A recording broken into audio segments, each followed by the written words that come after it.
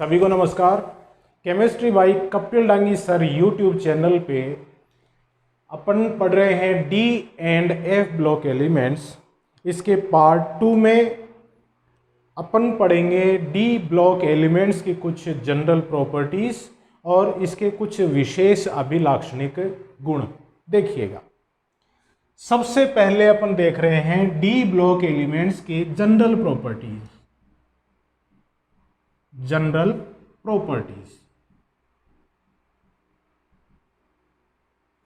सामान्य गुणों की अपन बात कर रहे हैं। देखिए, बिल्कुल सिंपल सी बातें हैं। जो डी खंड के तत्व हैं वो मेटेलिक नेचर शो करते हैं, धात्विक प्रकृति दर्शाते हैं। धात्विक प्रकृति दर्शाने वाले गुण के कारण ये विद्युत व ऊष्मा के सुचालक होते हैं।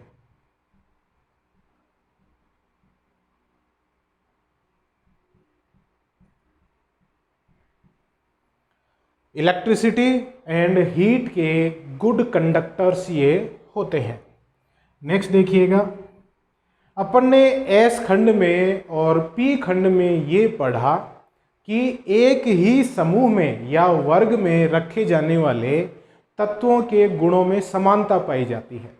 लेकिन डी खंड में और साथ में एफ खंड में भी ऐसा होगा कि लंबवत पंक्तियों की तुलना में जो क्षैतिज पंक्तियां हैं, क्षैतिज पंक्तियों में पाए जाने वाले तत्वों के गुणों में समानता पाई जाती है, जिनको अपन विभिन्न श्रेणियां कहते हैं। जैसे 3D श्रेणी, 4D श्रेणी, 5D श्रेणी, 6D श्रेणी, 4F श्रेणी, 5F श्रेणी। वो श्रेणी क्या है? यो क्षैतिज पंक्तियां हैं तत्वों की, और इन पंक्तियों में जो तत्व उपस्थित हैं उनके गुणों में समानता पाई जाती है। तो क्या है जनरल प्रॉपर्टी में? लंबवत पंक्तियों की तुलना में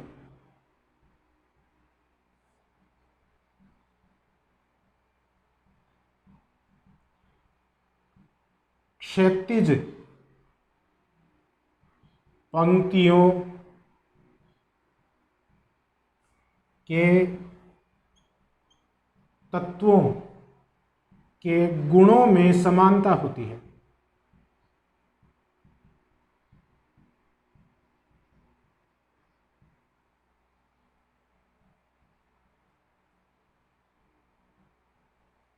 जो क्षैतिज पंक्तियां हैं उनके गुणों में समानता पाई जाती है। जो डी खंड के तत्व हैं वो बहुत सारी ऑक्सीकरण अवस्थाएं दर्शाते हैं, जिसको अपन पढ़ते हैं कि ये परिवर्तनीय ऑक्सीकरण अवस्था दर्शाते हैं।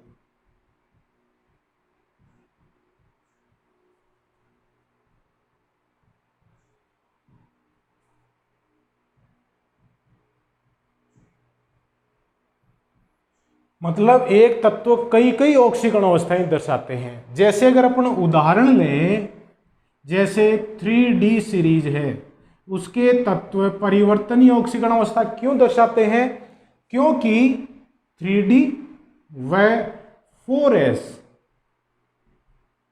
कक्षकों में ऊर्जा अंतराल बहुत कम होता है।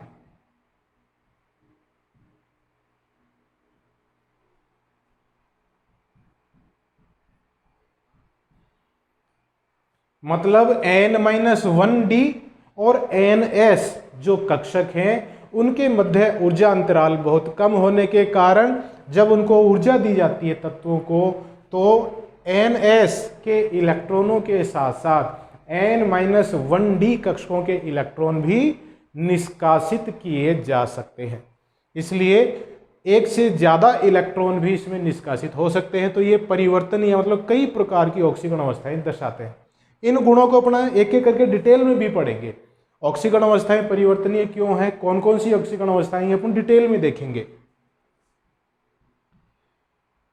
ये तत्व उत्प्रेरकीय गुण दर्शाते हैं।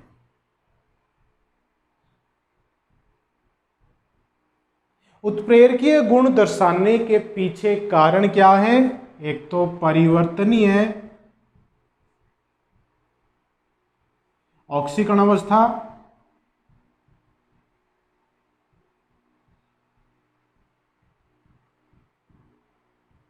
और दूसरा कारण है रिक्त डी कक्षक।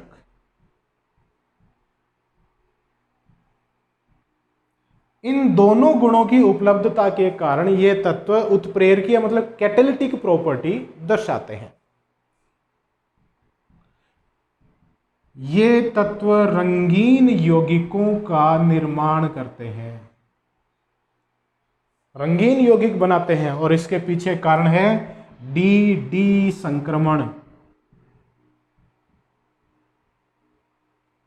जैसे अपन ने जब कोऑर्डिनेशन कंपाउंड पढ़ा था पिछले कुछ वीडियोस में, चैप्टर नंबर 9 अपन पढ़ चुके हैं, मेरे चैनल पे देखिए आप। तो डी संक्रमण मतलब इलेक्ट्रॉन निम्न ऊर्जा स्तर से उच्च ऊर्जा स्तर पे जा रहा है, निम्न ऊर्जा के डी कक्षकों से उच्च ऊर्जा के डी कक्षकों में संक्रमित होता है, तो दृश्य क्षेत्र के प्रकाश से ऊर्जा ग्रहण करता है। इस कारण से ये रंगीन यौगिक बनाते हैं। ये तत्व लिगेंडों के साथ संकुल यौगिक बनाते हैं। यह भी अपन ने उपसहसंयोजक यौगिकों में पढ़ा है डिटेल में। तो ये संकुल यौगिक बनाते हैं। ये अनुचुंबकीय प्रकृति के होते हैं।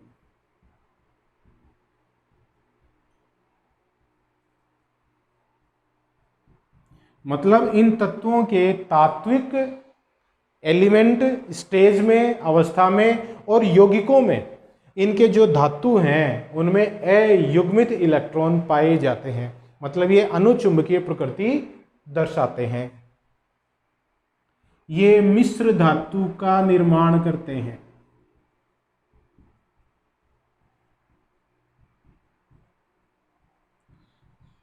मिश्र धातु मतलब एलॉयज का ये निर्माण करते हैं। एलॉयज का निर्माण वे ही तत्व कर पाते हैं जिनके अलग अलग धातुओं के परमाणुिक त्रिज्याओं के मान लगभग समान हो। तो अपन देखेंगे, इनको सबको डिटेल में देखेंगे। देखिए एक एक पॉइंट को अपन डिटेल में लेंगे। तो मिश्र धातु क्यों बनाते हैं? क्योंकि डी खंड में अपन जब बाएं से दाएं जाते हैं तो परमाणुिक त्रिज्या लगभग स्थिर रहती है, इसलिए मिश्र धातु का निर्माण करते हैं। नेक्स्ट देखिएगा, ये इंटरस्टिशियल कंपाउंड बनाते हैं, मतलब अंतराकाशी यौगिक बनाते हैं।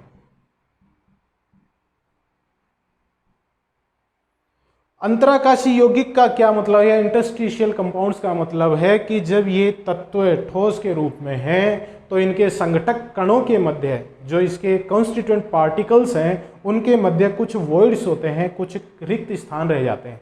उन रिक्त स्थानों में हाइड्रोजन, कार्बन, नाइट्रोजन इस तरह के छोटे परमाणु उन जगहों में फंस जाते हैं। तो ये बहुत ही कठोर यौगिक, उच्च गलनांक क्वथनांक वाले यौगिक बनाते हैं, जिनको अपन अंतराकाशी यौगिक कहते हैं।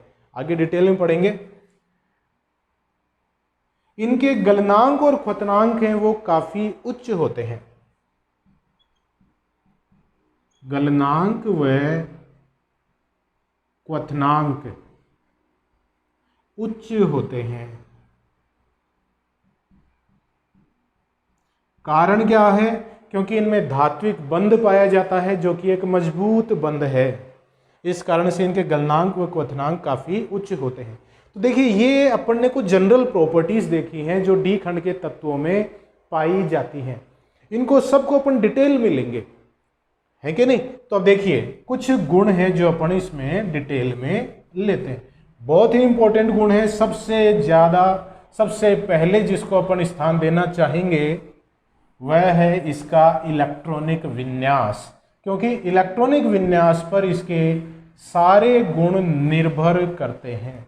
तो आपको इसके इलेक्ट्रॉनिक विन्यास का ज्ञान होना बहुत जरूरी है। अब देखिए यहां पर जो अपन इलेक्ट्रॉनिक विन्यास देखेंगे, इलेक्ट्रॉनिक कॉन्फ़िगरेशन,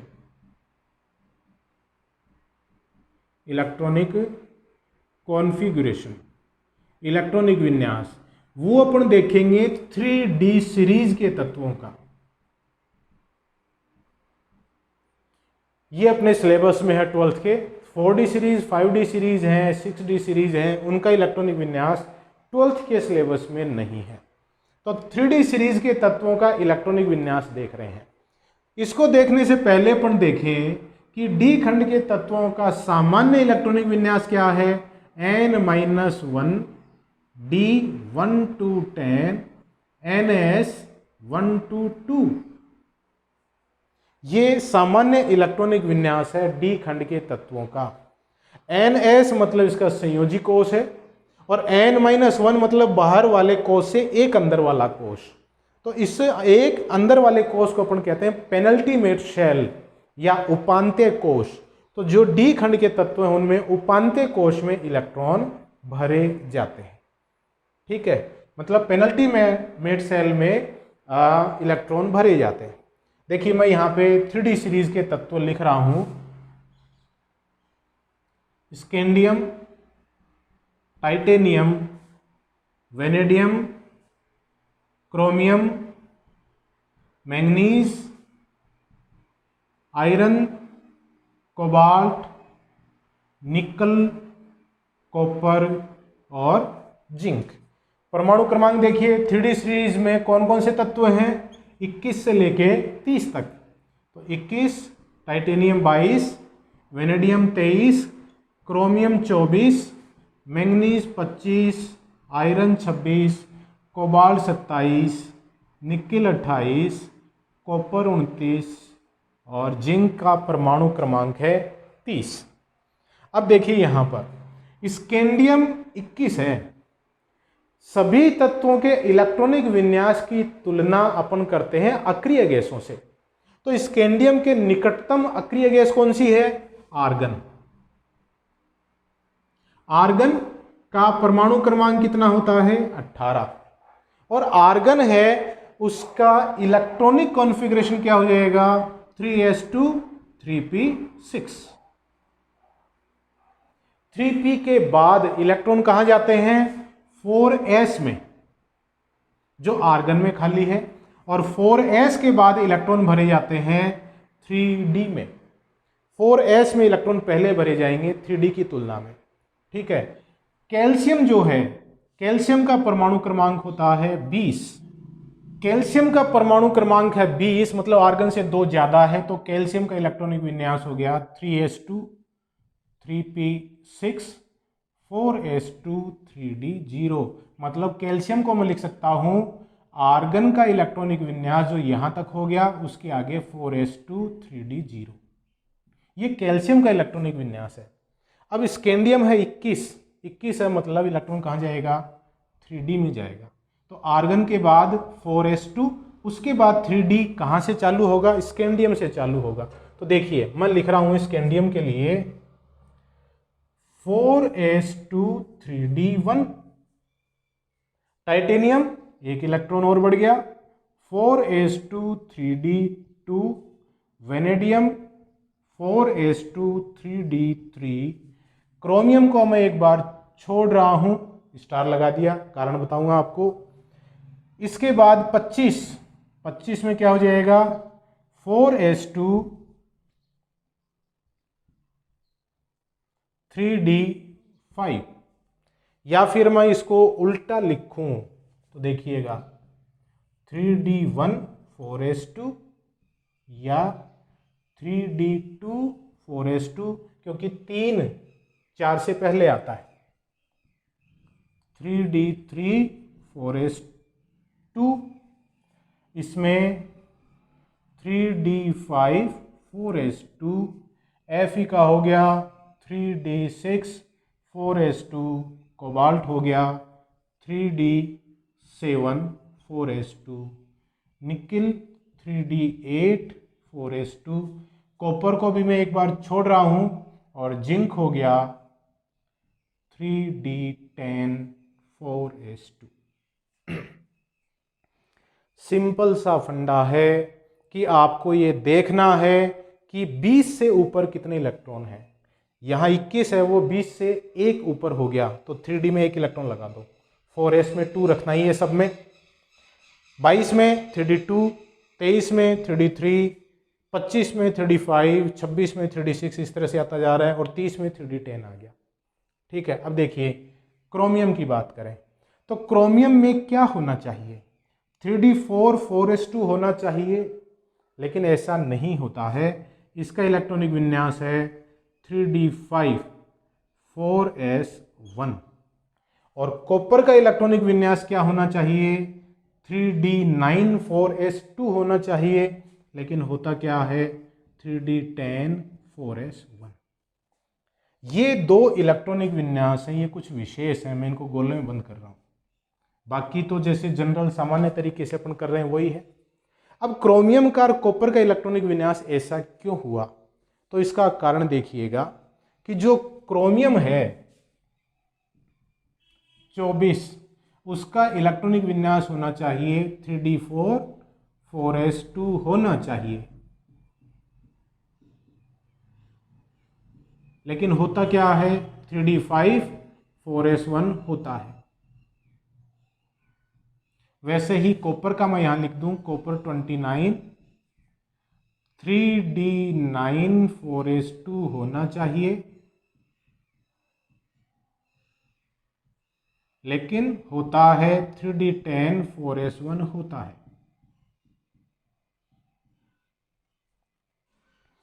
दोनों में एक जैसा ही कारण है। कारण क्या है देखिएगा, यहां 3d5 और यहां 3d10 बन गया, और अपन जानते हैं कि जो अर्धपूरित और पूर्णपूरित कक्षक होते हैं वो अधिक स्थायी होते हैं, और कोई भी तत्व हमेशा स्थायित्व को प्राप्त करने की कोशिश करता है। तो क्या होगा कि क्रोमियम में 3d4 4s2 इलेक्ट्रॉनिक विन्यास हुआ, तो एक इलेक्ट्रॉन 4s से कहाँ आ गया 3d में आ गया, तो 3d तो हो गया 5 और 4s में आ गया 1, तो 3d देखिए अर्धपूरित हो गया, और 4s है वो भी अर्धपूरित हो गया। वैसे ही कॉपर है, उसमें देखिएगा एक इलेक्ट्रॉन 4s से कहाँ गया 3d9 में आ गया, तो ये हो गया 3d10 और 4s हो गया 4s1, तो 3d10 मतलब पूर्णपूरित हो गया। तो इसका कारण क्या है कि अर्धपूरित और पूर्णपूरित कक्षक हैं वो अतिरिक्त स्थायी होते हैं, इस कारण से इलेक्ट्रॉन आ गया। दूसरा कारण देखिए क्या है, 3d और 4s में ऊर्जा अंतराल बहुत कम है। इन दोनों प्रकार के कक्षकों के मध्य ऊर्जा का अंतर कम है। अंतर कम होने के कारण 4s के इलेक्ट्रॉन आसानी से 3d में आ सकते हैं। तो दो कारण हो गए इन इलेक्ट्रॉनिक विन्यासों के। पहला कारण अर्धपूरित और पूर्णपूरित कक्षकों का अतिरिक्त स्थायित्व, और दूसरा कारण 3d और 4s कक्षकों के मध्य ऊर्जा अंतराल का कम होना। तो ये दो कारण हैं क्रोमियम और कॉपर के इलेक्ट्रॉनिक विन्यासों के। केमिस्ट्री में जनरली क्या होता है, वही क्वेश्चन पूछे जाते हैं जो कुछ अलग हटके होते हैं। तो इन इलेक्ट्रॉनिक विन्यासों में क्रोमियम और कॉपर के इलेक्ट्रॉनिक विन्यास बहुत बार पूछे गए हैं, तो ये आपको ध्यान रखने वाली बात है। वैसे इलेक्ट्रॉनिक विन्यास आपको सब तत्वों के पता होने चाहिए, क्योंकि इलेक्ट्रॉनिक विन्यास अगर नहीं पता होंगे तो उपसहसंयोजक यौगिकों में आपको दिक्कत आएगी। वहाँ पर इलेक्ट्रॉनिक विन्यास के आधार पर ही अपन विभिन्न प्रकार की जो VBT और CFT पढ़ते हैं वो फिर नहीं समझ पाएंगे। तो बिल्कुल सिंपल सा इलेक्ट्रॉनिक विन्यास है, 21 22 23 24 25 इस तरह से अपन जा रहे हैं, तो 3D में उतने इलेक्ट्रॉन भरते चले जाओ, 21 में 1, 22 में 2, 23 में 3, इस तरह से भरते चले जाओ। क्रोमियम और कॉपर का थोड़ा ध्यान रख लो। तो ये है इलेक्ट्रॉनिक विन्यास 3D सीरीज का। ठीक है, समझ में आई। इसी तरह अपन इसके 3D श्रेणी के विभिन्न गुणों को अलग अलग वीडियोस में पढ़ेंगे डिटेल में। कोई भी समस्या है तो आप मेरे को मैसेज करके पूछ सकते हैं। तो आप हाथ धोते रहिए, घर पे रहिए, परिवारजनों का ध्यान रखिए, स्वस्थ रहिए, मेरे वीडियोस देखते रहिए। बहुत बहुत धन्यवाद।